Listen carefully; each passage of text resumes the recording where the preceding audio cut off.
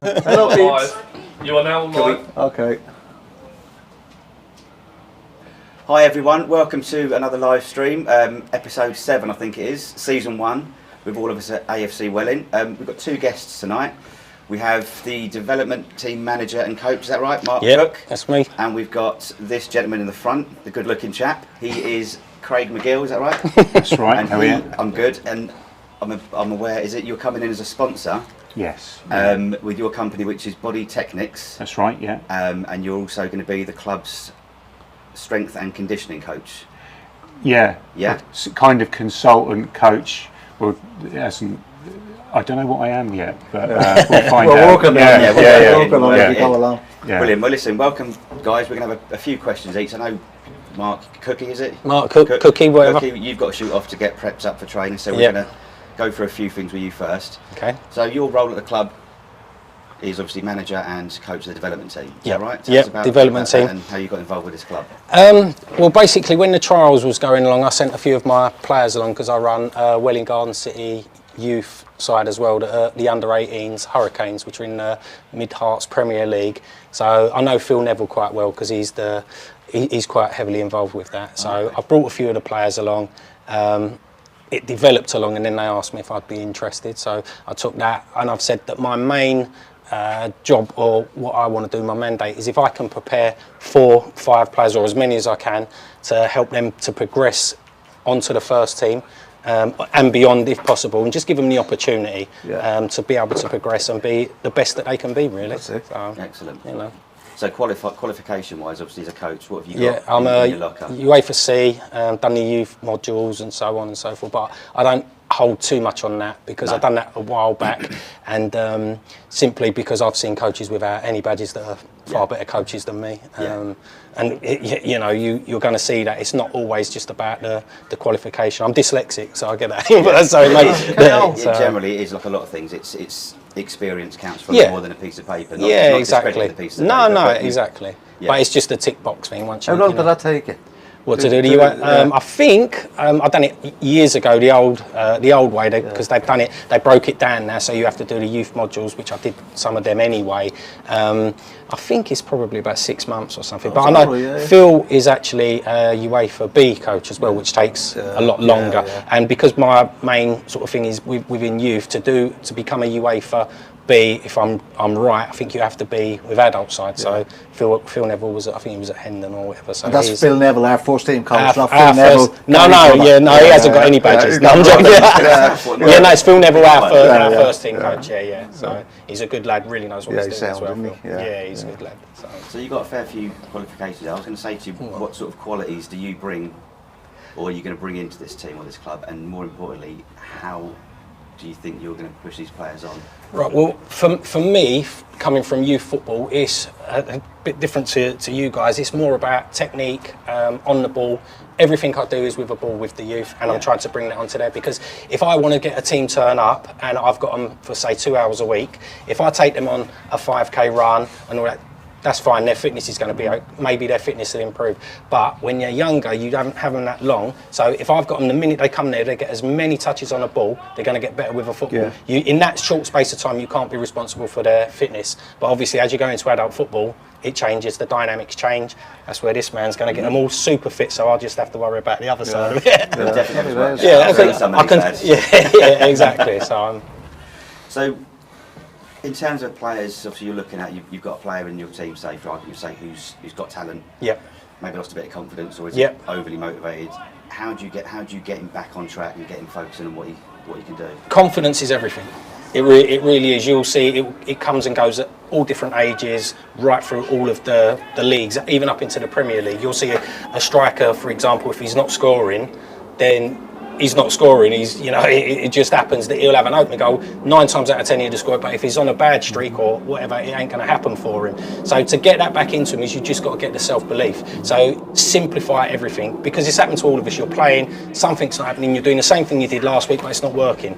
So simplify. Just go back to doing the bare basics, making sure, taking care of your short passing, taking care of everything that you do, and doing like I say, the basics correctly. Then the rest of the stuff will come back and go, rather than keep trying to do the overhead kick or whatever. It ain't going to happen. Pass, So just take your time, get back to basics and do that. As far as motivation go, at any game of football or any sport, you have to be motivated within yourself, because if you're not and you don't do it, then you may be motivated here, shouldn't they? The opportunities, the opportunity that they're getting here is phenomenal, because they're going to be in the shop window with all of the live streaming and so on. So, and what you got to understand is there's 11 positions on the pitch. It's not always the best team that win. And what I mean by that is you may have, look, for example, the Arsenal back four. When they had the Arsenal back four, they conceded something ridiculous like 90 goals, but they weren't the best players in the league. George Graham. Under George Graham, I think Graham Lasso was a better left back or whatever. So you've got that side. So once you get a team, they could be as a unit. Exactly. They could be looking for a centre midfielder just to do a holding job. Claude Makelele, a player that was phenomenal, but he didn't actually see. He was a great player. He just done everything easily. Yeah. Gave it to the. You need a mix. You need a mix in a team. You need a mix of your skill, a mix of your strength, speed. And you also need the journeyman that's just there, like I don't want to say Claude Makelele's a journeyman, but you get my drift, that sort of thing. So obviously, what was your playing career like? Did you play much yourself? Most of my stuff was in Hackney. I come from Hackney, and Hackney Marshes. Sorry, down the Marshes. Marshes, Market Road. I was at Woodbury Strollers, the Elves.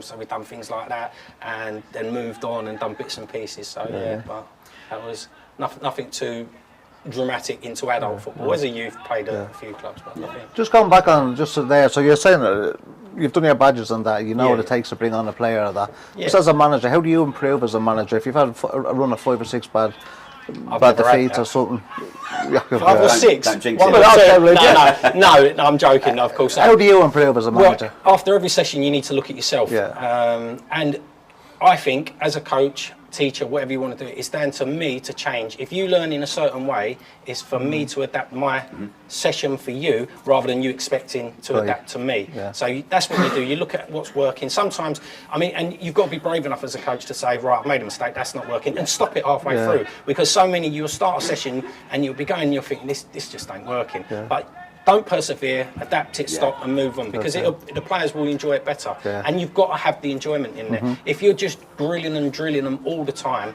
they ain't going to enjoy that. They're like anyone. If you got the first team of Arsenal, West Ham, whoever, and went out there now, the first thing that they would want to do would be getting the ball and taking shots. And the youth, all the teams are saying, no, I'm exactly the same. Give me a ball, I'll go out there and have a go. So that's what it's about, getting them with the ball, getting them what they're doing, and you can help them and progress them without them actually knowing that that's what's happening to them. So you're in for the training session after. We've got bleep test now, and we're expecting to do about the bleep test. 1.4. They would do a different bleep test. It'd be swearing, wouldn't it? So in terms of like your training sessions, like you say, you touched on there, how do you keep it fresh and interesting for players? Because it does take a lot of time, like for parents. But like you say, you get into a session. I've done it before. You sort of go into a training session. You've got ideas in your head. You've got a plan. And it's not working. And then do you go? So what I used to try and do is I'd set a session up and I'd do the basics, the passing drill, progress it a few times.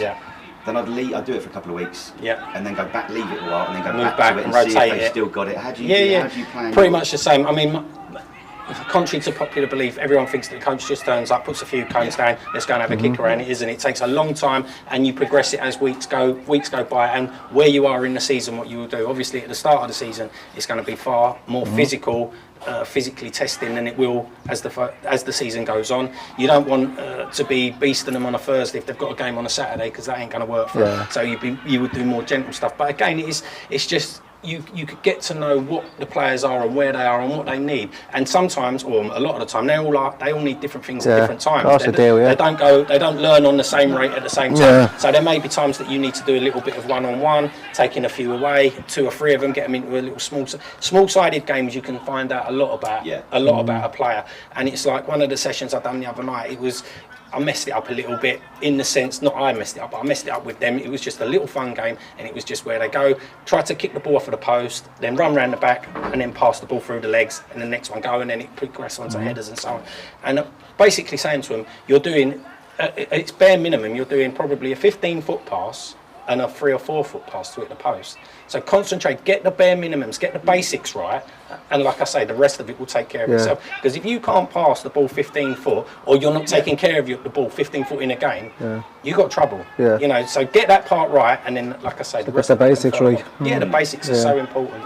So is there something, that was actually one of the questions you mentioned there, like pulling players, like say doing a one-to-one, is that something we can do if we've got the capacity for that, if you needed it? 100%. So if you see a player in your development squad who you know is struggling with a certain aspect of what you're going to do, is that something that you can factor in with other coaches around you, pull them to one side and you would do that every time. Yeah, you would do that even within the session. So even within the session, you stop it and you would try to go and insist. If a player makes a mistake, it's something totally different, because as long as they know they've made a mistake, many times that you see, and if they make a mistake in a match, do they need me screaming and shouting and calling them all the blah blah and no, because that's not going to help them. It's not going to help them in any way, shape. If anything, it'll probably hinder them. Yeah. So if they keep making the same mistake, then you may need to help them, tell them where they're going wrong and whatever. But most of the time, they know. So as long as it's acknowledged, move on. There's no point in doing that, because it ain't going to improve them. Have you got the hairdryer treatment in you? I have, yes. If they need it, they'll get that. They're getting it? I don't think they will. Yeah. I don't think they know. I'm very fair. I've set my standards out. They know from the start what I expect of them. I'm very respectful to them, as long as they're respectful to me, and that's fine. You know, we can have a disagreement, and then what they'll do is they'll realise that I'm right and do my way. And then there's Mike, in saying that, look, I was speaking to you beforehand. Just tell us really about your last clubs you got and the progression you made with the lads and what you've won. Well, because it's very impressive. Yeah, well, at Welwyn, Garden City Youth, when I first went there, I was the third team that was at the club, and they've been really sort of progressed really far. I think they've got in excess of 40 clubs now, and I had I think they were under 7 or under 8, and they were in the bottom division, and we went through, we're now in the Premier Division. We've won the Cup 4 or 5 times, we've done the double, we won the league obviously most years to progress up, and I was never one to go out and recruit. Just always a good player, I'll poach him. That wasn't my style. You built them up. I basically, it was all about sticking with the players that you got and letting them progress and come through, and they all come through at different rates. Lovely, and year after year, my best player wasn't necessarily my best player the year after, and you know that happens as well, because like I say, they all learn at different rates. They all grow into puberty at different rates. Some of them are 6 foot at 12, and some of them are 5'4" at 16. So you know, it just and then hit it after. So it goes on at different rates.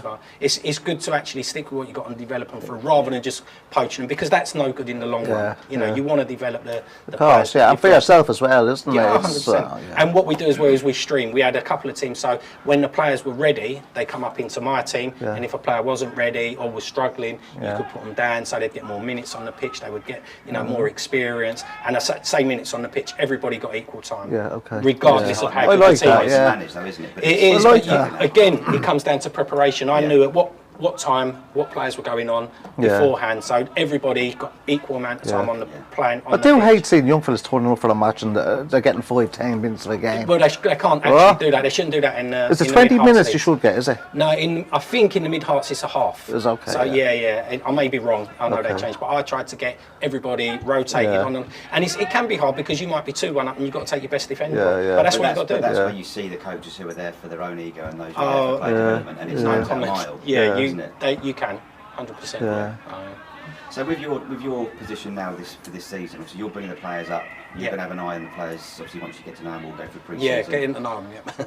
You'll see the players. What's the process then? So if you see a player that you think is ready for first team, obviously you work with Rich. Yep. And there'll be a bit of dialogue there. But what's the process there to get that player up and into the first team? I would probably talk to Rich, Phil, and then say to them to go on, have a training session with them. They would then evaluate them there. Sometimes training sessions, you have players that train brilliantly and don't necessarily take that into the matches. Equally, you have players that don't train brilliantly, but when it's a match day, you know, and that works out through all of the leagues. So, you know, that would be it. I would recommend have a look at them, and then probably I would imagine that they would give them some minutes in a real game and see how they progress in that. Is there any sign of the development team playing the first team? I will say so, but at the end of the season would be good. Not at the start, at the end of the season. Blood spilled. Blood spilled at the start, wouldn't it? Well, at the start, I haven't had them yet. I haven't had them long enough to get them into mould them into the way that I want to play. Yeah. And every coach has a different But that'd system. be interesting, wouldn't it? It would be. But I mean, we're only one division below. Yeah. So that's going to be tough. But ultimately, if we got promoted and they got relegated, it would be obviously the first team's going to get promoted, I hope, and so will we. And but as I say, promotion is lovely and it's what we're striving for. But if I can give it depends what is successful. If I don't get promoted and we finish mid-table, but I've put 4 or 5 players that have gone on into that, to me that's successful because I've enabled them players to go on and progress themselves. It is a development team, it says it says on the tin. Exactly that. Yeah, brilliant. That was my last question. Oh, there you go. That's good, because we've got a couple. Yes, please. You can hear me? Yes. I'm just going to speak like this. We've got a couple of questions in the comments, sorry. There's a delay on there, so I have to turn off. I have got more, so that was my last question I was going to ask, was hopes for the season, but I've got more questions. But we'll jump in there. You've got to go there, haven't you? I have, yes, I've got to go soon. Let's feed the audience, let's feed the audience. Well, feed us. You swerved some questions there, look. Oh, good. So the Wells family, the audience, Yes. said, Cookie, any advice for 18-year-old you? Oh my God. Too much to say on camera. Everything. Absolutely everything. You're a totally different person. Well, I was a totally different person at 18 than I am now. And I'm probably a totally different person I am now than I was 20 years ago. So you just change and evolve and life. 18, 20 years ago.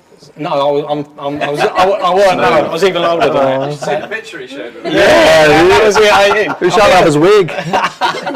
But, it's like anything. We all live and learn. The world changes. Politics change. The world is unrecognisable from when I was 18. It really is, So I'm not sure if I like it as much. All of this stuff, It's, pick up the newspaper to see. I just have a quick question. Can I throw in another question there quickly? We've got 2 more for Cookie on the audience. Yeah, just a quick one, Cookie. So, what do you think? So, obviously, the first team will have the social media around them and all that. How do you think? How will you feel, and how do you think the lads of the developmental team will feel? When you have the social media on the first team and all the eyes are on that. Well, you can use that as a motivation. Yeah. Do work hard in your training, work hard in your games. You can get a session into the first team, and then you'll have the social media light on you. Yeah, exactly. And not only that, I'm sure you guys will come along if their games get cancelled. I think T said about that. So they will have a chance to. Exactly. Yeah, I do see it as one big family. 100%. One big family. It really is. Yeah.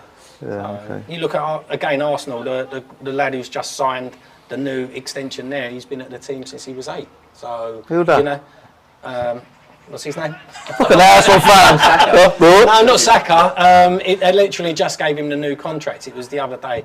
Can't think of his name. I'm terrible with names. That's part of the dyslexia. It all goes. But they'll know it. They're clever. 18-year-old you would have. Put in the comments. No, 18-year-old me wouldn't have forgot. First one to put in the comments gets to go for a dinner with Cookie. I'll get it later. I'll come back in an hour and tell you who it is. So Victor says, hi Victor, by the way. How is speed work incorporated into training pre-season and in season? I guess we're going to talk a bit about that with you as well, Craig. Speed work is always incorporated in everything they do, even though they're not doing it. Just from going from short bursts, pushing off with left leg, pushing off with right leg, rather than doing that. So you incorporate that in that as well. And again, different games, different drills that you can do, which will set a ball. They've got to touch some cones, get onto the ball. So you incorporate that all the way along. But most of it, I'll just leave to this man because he knows more than me. The Dom. That's called passing the buck. What a handover. What a pro. I don't want to get it wrong, my man. He'll know. We've got a couple more. You want to go at 20 past, right? So we've got 2 minutes. Okay. Charlie wants to know who are the development team playing on Saturday and who should the opposing team watch out for? I can't tell you that. I don't actually know. I can't tell you because I don't actually fully know yet who's actually playing. I know. Who are you playing though? What team? We're playing Stoffold. Stoffold. So I know a few that are playing, but it's the first game that they've had, so it will take a little bit of adjustment to go, and then we'll see. I'll tell her the second game.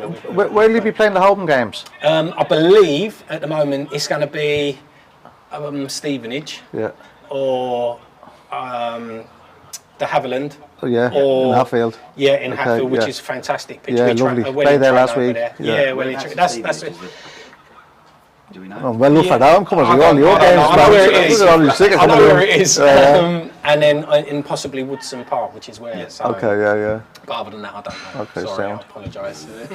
Watch this space. Dara567 says, Cookie, what was your hardest moment as a coach ever? Oh, good question. The hardest moment I had as a coach was losing a cup final. And the reason we lost the cup final, we was 2-1 up, I believe, at half time, and I had 3 injuries. And the 3 injuries, I play a 3-5-2. So there you go, stuff. And it was the 3 centre halves, all 3 centre halves, and they were. And I can honestly say it wasn't through malice, failing or anything. One of the lads, he's actually here as well. He had ankle ligament damage, which he was out for a while. Another one, I think it was he pulled his calf muscle, and another one, I don't know what it was, I think it was his back. But I literally lost the 3 centre halves by half time. And so we ended up losing, I think it was. Not your day. Yeah, and that happens, you know. To be fair, they'd already won 4-5, so losing in a way, whilst you walk away, you can, if you're lucky enough, you can use that to motivate them, because if you lose a final, you don't ever want to go back. Because they lose sometimes, Cookie, as well. Well, Come on, you will do, you? but you know, you do, but no one. How do you get back up again, isn't It's it? if you enjoy it that there's a problem. Yeah, that's the problem, yeah. By the way, Dara Mulvaney said it was. Is it Saliba? Oh, Saliba, yes. No, it wasn't Saliba. No, It's it's not. Daryl Kane then says Reece Nelson. There's the man. That's one, right, He's the yeah. one. See, I told you. Saliba signed as well. Saliba, yeah, but he was. Reece Nelson was. He was signed at Arsenal at 8 years old. yeah. So that's what I'm saying. Hopefully, you know. Yeah. I'm glad he's got a new contract. Yeah, he deserves it. Dara Mulvaney has just popped another one. Carly said, can you show us how you roll the ball over your shoulders? We haven't got a ball here, so we can Yeah, you just want to shout the other night. we'll get some footage. Oh, Tricks. I hope he's learned this since the other night. Dara said, are the lads on the team gelling? Again, I'd say it's probably a little bit too early to see, because again, we don't know who's playing where and what's going on. As a bunch, they're fine. They're getting along. They're having, you know, there's no. I mean, I have zero tolerance. If any of them start messing around or whatever, they'll be told That's toast. in no uncertain terms that that's not acceptable. Okay. There's all look. We like having a laugh and we like having a giggle, but when we're here, they've been given an opportunity. They take it seriously, because if they don't, there's a lot of people waiting to have that opportunity, you know, and I don't want to be wasting my time with people that are not interested in learning and progressing, because, you know, like I say, there's other people out there that want that opportunity, and I think it's only fair that they get it. Yeah, very good. Brilliant. Well, if you need to shoot off then, mate. Right. Pleasure talking Nice to you, meeting you. chap. Cookie, fair play to you. See you at the end of the year. See you at the end of the season. You can take, so take that off, so when you're slagging us off. We've gone to the set. So just clip it on there. Right. See you later. Yeah, mate. They couldn't hear any one question. Yeah. Start again. Dave? See you, Cookie. Fucking hell, he was a right prick, wasn't he? All right, Cookie. How arrogant is he? Who was he? He's a nice guy. No, actually, no, you're all still in. It's just a bit of empty space. Yeah. I can move in the middle a bit. I'll squeeze in a If bit. you move in one, I can spin it that way a bit. So it's not very good. There we go. That's right. Right, now on to the main man. Now we got The big cheese. We've got the I don't know. Let's just start actually. Right, so moving on to Craig. Craig, how are you? I'm good. Give me that. How are you? Good to see you. Very good. I've known you for a very long time. Long time. So it's great to see you getting on board with this. Yeah. Just tell us a little bit, please, will you, what your business is all about, Body Tech, Nick, and where you're based. Okay, so it's a private studio. I take on sort of individual clients, but I'm based in Hitchin, right in the middle of Hitchin. But yeah, I became aware of this just through watching you and just seeing what was going on here. And the feeling that I got was that it felt like it was a family, you know. I think something really special is going on. We stitched him right up, haven't we? Yeah, but that's the way that it comes across. It looks like something really special is going on. So yeah, my business is in Hitchin. Generally, I would take on individual clients. The things that really interest me are strength. And I do a thing which is a really sort of niche area called corrective exercise. Right, what is that? So corrective exercise, it sits in a funny place between therapy and strength and conditioning, and it's a really really sort of niche area where you try and understand the way that a person moves. You look at how a person moves. I go into a lot of detail with people. A person will come and see me, and I'll spend an hour and a half looking at how they move, looking at everything in their posture, how they move, how their shoulders, pelvis, knees. I go down to sort of big toes, that sort of thing. So, sorry, when you say you look at how they move, what is it? You just have them walking up and down the studio, is it? So it would start with that. I would do static tests on them, but yeah, I look at rotate a calf, position of neck, how their neck moves, and that sort of area. It's completely changed the way that I approach strength training. Right. Everything that I do now with corrective exercise underpins it. I look at the body as a system, understand that the mobility in your big toe might affect your likelihood for getting injured in your ankle, which would then affect your knee and so forth and so on, and works the whole way up the body. So it's changed completely my approach to strength training, and I understand the way that muscles interact with each other. You know, just through modern living, sitting at a desk can have a massive effect on your posture, and it's responsible for all kinds of injuries. It affected me when I changed my role and became more desk-based as well. Okay, all right. So obviously it's strength and conditioning. What is the difference between, say, a strength and conditioning coach and a personal trainer? So I do personal training where I take individual clients and try and understand what their kind of goals are, what they want to achieve, whether they're looking to become as strong as they possibly can, whether they need more mobility, whether they need more stability around their joints. But strength and conditioning, the qualifications that I did, they go into a lot more detail, and I'm able to transfer them across to teams, and I can program an individual or teams to try and hit a particular peak. Yeah, so I might get a target date where someone has to be as fast as they possibly can, as strong as or as powerful as they possibly can be. Like match day. Yeah, that sort of thing. So yeah, I would work on a program to take them to that specific. So just work that back. Yeah. And work that into a program. Indeed, yeah. Stuff, Yeah. Okay, and so at the moment, your clients, what type of clients have you got? I've got a range actually, really different backgrounds.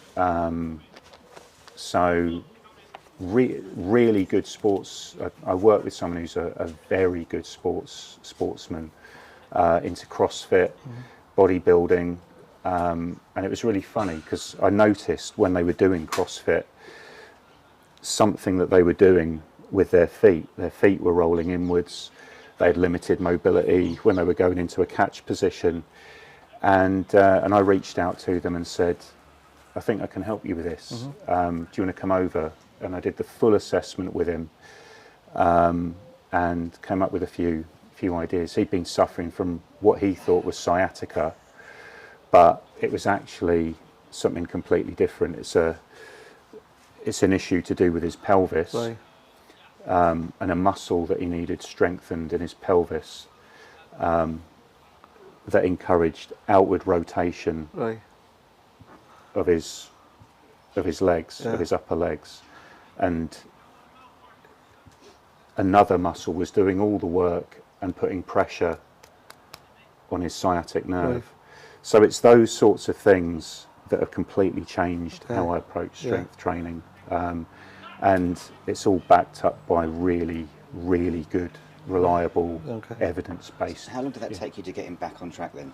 How long was that sort of program? So the pain with him disappeared within a few weeks. Hallelujah! Yeah. Jesus. Yeah. I just woke James up. Yeah. Just with this mobility and strength program. And it's really focused on specific areas that he could tailor into his into his training. He used it as part of his warm-up. He did a daily routine every day. And the muscle that was taking up the slack of the other muscle is a muscle called piriformis. And it swells when it was working hard to try and do the work, and it was putting pressure on its sciatic nerve. So and I worked with him around his mobility. I noticed that he had very tight lats, ankle mobility was an issue, and he started getting personal bests because he was able to generate force more efficiently. So you might need to press your nerd button because it's a thing that I'm really passionate about, and it's Nerd. You could talk about it all day, only because while you're talking now, I'm thinking I'm seriously going to have to book in because I'm literally shot to pieces on my left-hand side. So do you do personal clients? Just 100%. That's booking in. Primarily what I do is personal clients. But two for the price of one here. I don't like you that much. He wouldn't have enough time. A quick question actually. Donna said, Dara, said, Craig, could you give Dave and Michael some advice on their posture? Thanks, Darren, but I actually felt like I was being watched. I'm feeling a bit slouchy. And I'm getting a cramp in my leg. Can you do that for me? Give him a quick rub. I have touted it with Wellesley, and he's always welcome. There are some things that I could do with him, I think, but I don't want to give him the hard sell. But it does.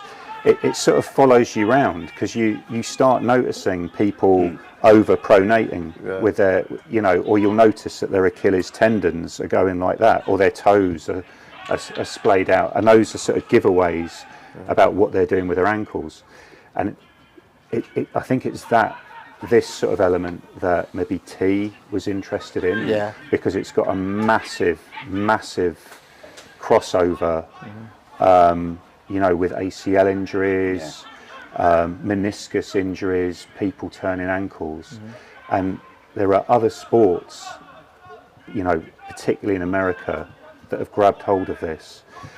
One of the tests they do with guys in American football, they'll get them to jump from a height, and they see what their knees do when they land, right? So what that is showing you is pelvic stability, and they're trying to eliminate non-contact injuries. Am I going on too much about it? No. There's a program called Activate, which was used in rugby, and it was getting teams to focus on what they were doing in warm-ups, and they saw, I think it was over a 40% decrease in lower limb injuries. Just because they were incorporating these things in the routines. So like I asked you, what's the difference between strength and conditioning and a personal trainer? So the more you talk, I'm wondering now, what is the difference between a physiotherapist and strength and conditioning? Physiotherapist is a therapist. I wouldn't. They're two completely different roles. Physiotherapist is a medical professional. Some of the work that I get actually comes from physiotherapists and osteopaths. So they would take a person, they would look at them, they would look at their symptoms, they would perhaps give them a starter. But what I can do with that person is progress them, work on joint stability, improve the musculature around the joint, and I would look at their whole body as a system. Like if you came to me with a bad knee, I'd be looking at your shoulders. What? Because because you're wonky eye? Or yeah. It's like going to the dentist and I'm telling you to pull your pants down. Only the top half, Mr. Trotter. So it's completely changed how I put together a strength program. Like I can make you or give you the information to get very, very strong and explosive, but I try and do it in a way that your stability is maximised as well, and you minimise the risks of injury going forward. How did you get into it? So we have known each other for a long time, and my job was a really, really active job, and I've been in sport to a really high level before I went into my If anyone doesn't know, Craig used to be a ballet dancer. That's right. Yeah. I was principal ballerina In Moscow. And Right. I went from a very active role to a desk role, and my body just went haywire, and it was nuts. It was like, I'm a really fit person. Why have I got lower back pain? Why have I got this awful pain down the side of my leg? And it all stemmed from taking on a desk role. Went to a physio about the pain, and was given a few stretches to do, and then got on the conveyor belt of surgery, and went to a surgeon. It was a thing called iliotibial band syndrome, and they did a procedure where they took a large part of my iliotibial band off to lengthen it, which eventually destabilised the knee. And had I known then what I know now, there are certain things you can do to mitigate the pain and reverse it. And I was introduced to corrective exercise by a business over in Berkhamsted called Body Refine, who showed me a whole load of these exercises that I'd never heard of before, because I was more interested in getting big and as strong as possible. And they showed me how to reduce lower back pain, get rid of the pain that I had down the side of the leg. And it was, it was a completely different approach to training. Okay, you're so great. Okay, so obviously you're in Hitchin. How can people get in touch with you? Have you got what's your social media presence? Yeah, so I'm on. The website is on the screen right now. Okay, website's there. I'm on Instagram at what is it? Body_techniques, I think it is. But all my details are on my website, and happy to chat. But if you want, personal training, I do personal training, strength and conditioning. But this area underpins, and I think it's quite a good extension and complement to, if you've seen an osteopath or you've seen a physiotherapist, I can take you forward and show you things that maybe haven't been considered, because I'll look at, rather than the symptom, I'll look at all of your movement. Taking it into the football team, what's your role going to be here? How are you going to try and bring the lads on in strength and conditioning? So it was T reached out, I think, after seeing some of the stuff that I did, and at the moment I think it's two-prong. I want to really work with the coaches, because they know their business. They absolutely know their business. I come from an athletics, rugby background. Ballet. And ballet, yeah. Predominantly ballet. slash model actor. Superhero. Do I do Blue Steel now? Yes, carry on. And what was the question again? What do I bring to the team? The team. What is it? What are your plans? So if I can bring that element in and help the coaches, show them some of these techniques, how they can reduce non-contact injuries. I won't be able to stop someone coming studs in, taking someone out from the side. But what I can do is say, here is a load of evidence that this exercise cuts hamstring injuries by 30%. Here is a load of evidence that shows that this exercise will reduce patellofemoral pain or ACL injuries, and have you considered these sorts of exercises? And an exercise that I might do for, a muscle in the pelvis or something in the rotator cuff, will have a huge impact on the rest of the body going down. Right. Yeah. But yeah, like I said, I'm really interested in evidence and data. And there's studies, there's one from Qatar specifically related to football, where it shows that if you can keep your players injury-free, you are more likely to win more games. It's stating the obvious, but the data is there. But it shows a case for injury prevention. Yeah, excellent. But then the other aspect offered T was aerobic conditioning. I can do other elements if he wants, or if there's time to, but I know that there's only 2 sessions a week. And but are you here for both sessions, or time consuming? Yeah. Obviously your job. Yeah, but the thing that I thought that I might offer was a system called mass training, where I'm able to increase the intensity that your players will work at. It's a really nice system. I really like looking to other sports. I think a lot can be learned when you're not in your bubble and you look at other similar sports.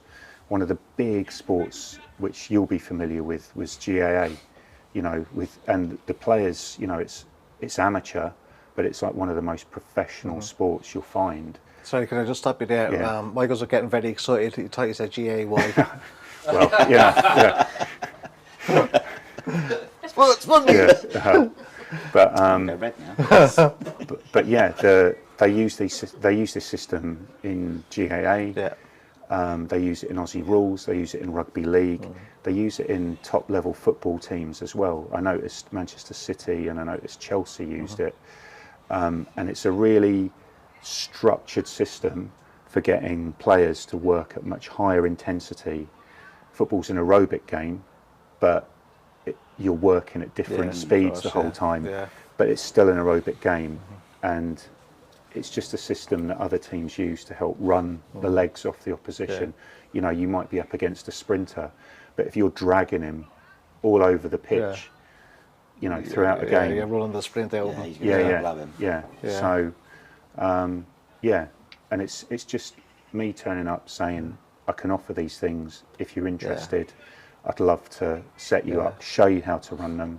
If you want me to run them for you, happy to. Yeah, brilliant. Yeah. It'd be great to see the data once I mean, it does before sound and really after. intense. How long was the training for this then? For what you do, obviously for the. Because your son's interested, isn't he? My son's interested. in Have a doing chat with you something like afterwards. this. So I gathered as many professional qualifications as I could over the last 3 years or so. If I could have my time again, I'd go back. I'd do I'd do a sports science masters, and I'd do a PhD as well. I'm so interested in it that that's what I'd do if I could have my time again. Okay. But gathered as many professional qualifications as I could, through British weightlifting, Olympic lifting, performance enhancement specialist, corrective exercise specialist, level 4 strength and conditioning coach. The entry level is, someone that you go to a local gym at would be like level 2, level 3, and I wanted to take it further, so I'd done advanced strength and conditioning really put a lot qualifications. into it, Yeah. Because what I would like to say is I have known Craig for quite a while, and I know how professional you are and how much when you put your mind down to something. So when you're telling us all about this, it just sounds amazing. You have our trust 100%, and I just hope it really takes off for you. And anyone who is watching it, you've got to use this guy. He's fantastic. A lot of players love him already. What? I'm going to tear up. Yeah. It'll be good to see the difference in the players. But I'm convinced about it. It's a difficult one because it's like, when was the best time to start? 4 months ago. When's the second best time to start? Now. Yeah. And it's just trying to dovetail it in with the coaches, saying that they want to spend as much time on the ball as they can. I don't want to detract from that. I want to work with them. I want to dovetail it in, and if they see value in it, then it's theirs, and I'll show them, because this is everything that I see. just a lovely, positive Yeah, it's nice, isn't it? club. Yeah, Yeah. yeah, it is good. Setting the bar now, aren't we? Yeah, Getting so, Craig in. They'll be ringing him up. yeah. Is there anything else you want to add?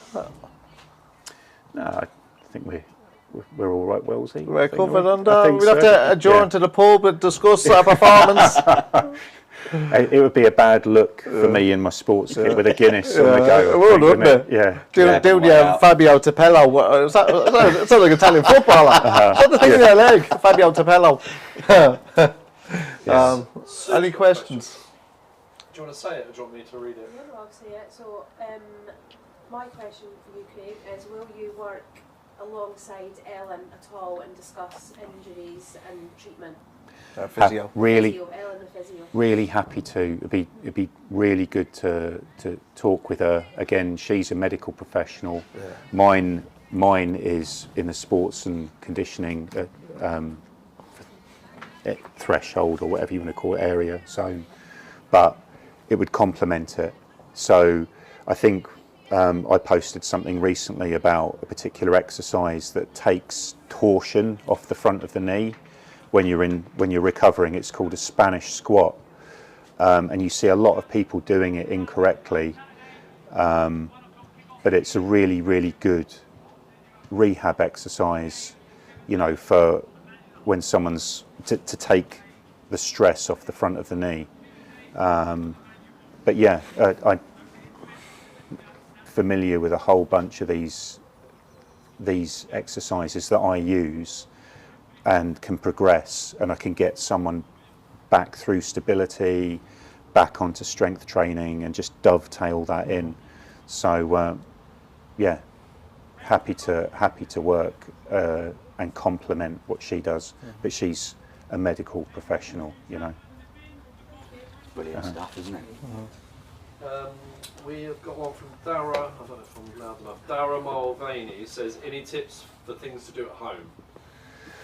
I don't know where to begin, really. I mean, it depends what his goals are. I would say with what I'm interested in, I spend a long time.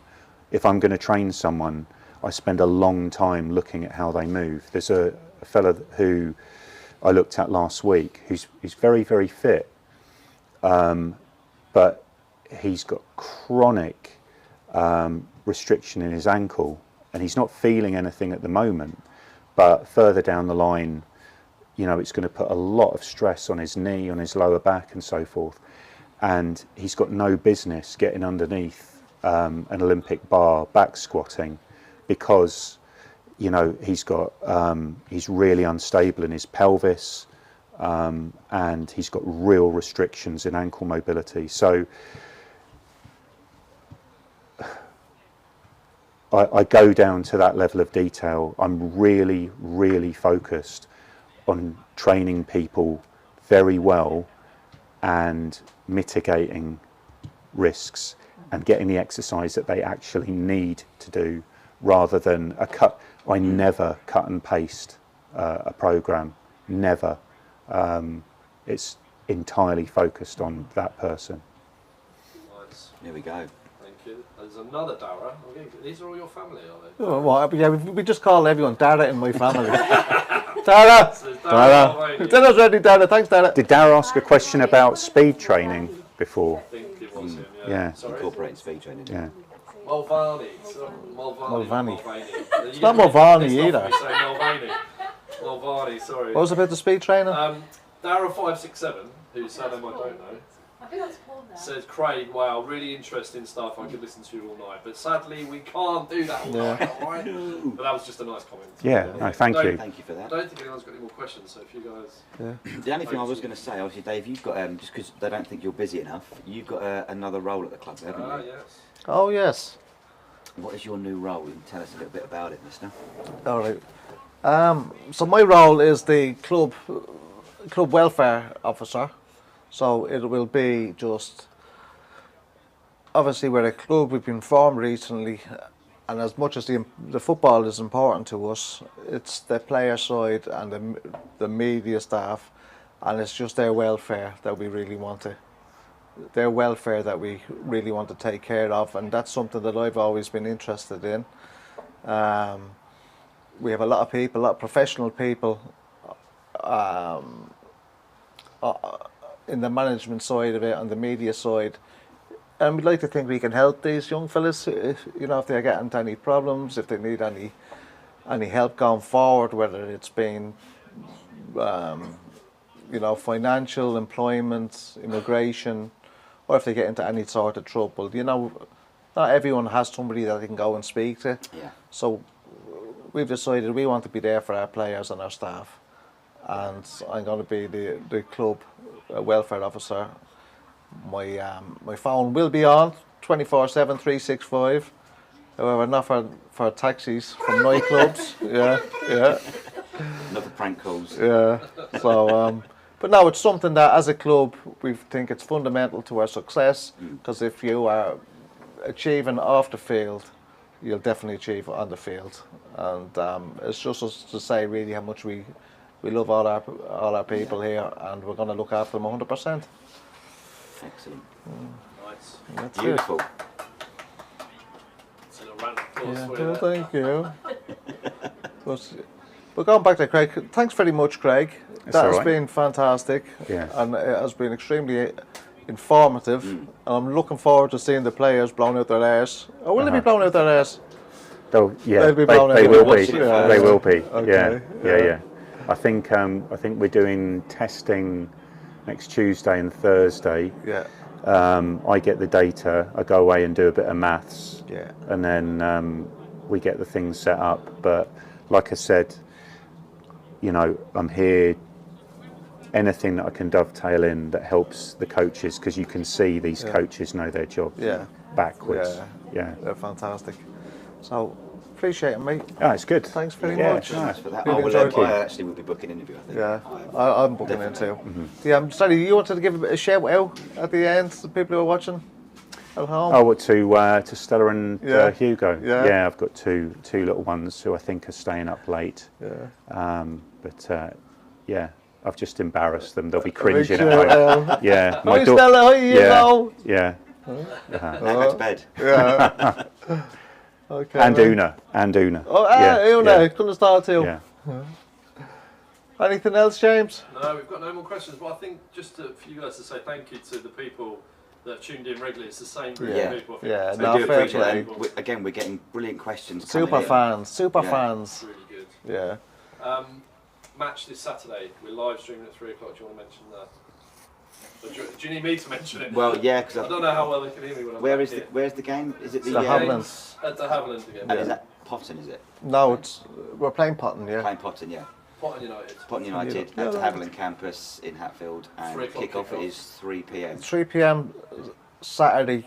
Get down. Introduce yourselves. Come support the Romans. Come support the Romans. Get in on the ground floor. This is a starting club. We want to get going from the start. We want you with us.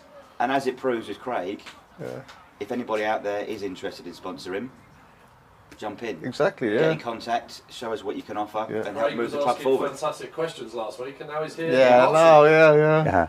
That's the way we have no questions now, because Craig was asking them all last week. Just propping up the questions board. Yeah. Well, listen, Craig, give us one last shout out. Your internet page, your social media pages, if anybody wants to get in touch. Yeah, so Body Technics with a hyphen, Body Technics, Technix in Hitchin. Private clients. I think when you come, if you come, you'd notice a difference, the level of detail that I spend and the time that I take looking at you. So I could be your case study. So like a fella like I would love you to be my case study. study. What am I? I'm about 17 stone still, but am I? But it's very difficult to improve on perfection though, Wellesley, isn't it? That is an issue, and that is something I've struggled with all my life. Yeah. Davey does have a full-time job there. Yeah. I know, but like, Think of it if as I soon could as come in, Cameron's could you imagine next week, I'm 17 stone now, imagine working with Craig for a week, I come here, fucking 9.5 stone. In a week? Yeah, carrying I'm a going to drip. chop your legs I'll off. have to take his hospital days. I have my big drip behind me. Like that. Do you know, it's what I was saying about watching the the sort of feeling of the club. When the thing with the welfare officer, and it's all embarrass you, and I've known you for a very long time. I think a lot of businesses give lip service to employees' welfare, and they do it as a tick box, and it's often to cover their own backs. Yeah. And I would have you backing me. Thanks very much. Yeah, if I know that you do it out of goodness. So I know it's cheesy. Yeah. We need the heart around these. Michael, I need to move away. Yeah. I'm third wheeling here. I'm just getting dumped. I appreciate that. Michael, can we just ask about where you got bit the other day by a fly? Where did I get bit? I got bitten 3 times. Yeah, but where? Once on my finger, once on my toe, and once on my shaft. I don't know if there's anything you can do with that, Craig. How big was the fly? Big Very on my small, shaft. very small fly. It was not a horsefly. No, I was bitten at night, so I felt a little bit abused. Didn't even buy me a drink. Just flew off. Buy me a drink. The swelling's gone, unfortunately. Thank goodness. Yeah. Ribbed. It's where you go eyes here. Just put up a graphic over the top of you boys while you're laughing, just about the Facebook fan page. Give a shout out to that, please. Oh yeah. Because they probably can't hear me very well. Go on then, because I'm... Facebook fan page, guys. Loving this out. Need some comments on that. Do we get that up and running? How many have we got on that now? We've got a couple of hundreds. Yeah. But I think Big Rich just invited everyone he knows. Oh, did he? Yeah. Yeah, so get the Facebook page, the Facebook fan page. Just like, comment, subscribe. You know the drill, all guys. the socials. All the Twitter, socials, yeah. Insta. Yeah. I've been putting the socials up while I've been talking, Brilliant. so that's good. But yeah, if you can't make the game, obviously we want people to make the game on Saturday, but we are live streaming it. It's our first match test live stream. So it'll only be 2 cameras though, but yeah, should be good. Yeah. If you're in America, Ireland, we know we've got some fans. We did get, yeah. Yeah, but in Cyprus. On Saturday. Oh yeah. Cyprus last We had plenty of comments from Cyprus. Have we? Oh Yeah. yeah, players, family. Yeah. Yeah. Excellent stuff. Good stuff. Right, are you done? I think we Yeah, I are. think that'll Thank do. you very much, Yeah. everybody. Thank you. Thanks very much, guys. Thank you, hosts. Thank Thank you. you, people watching. Yeah.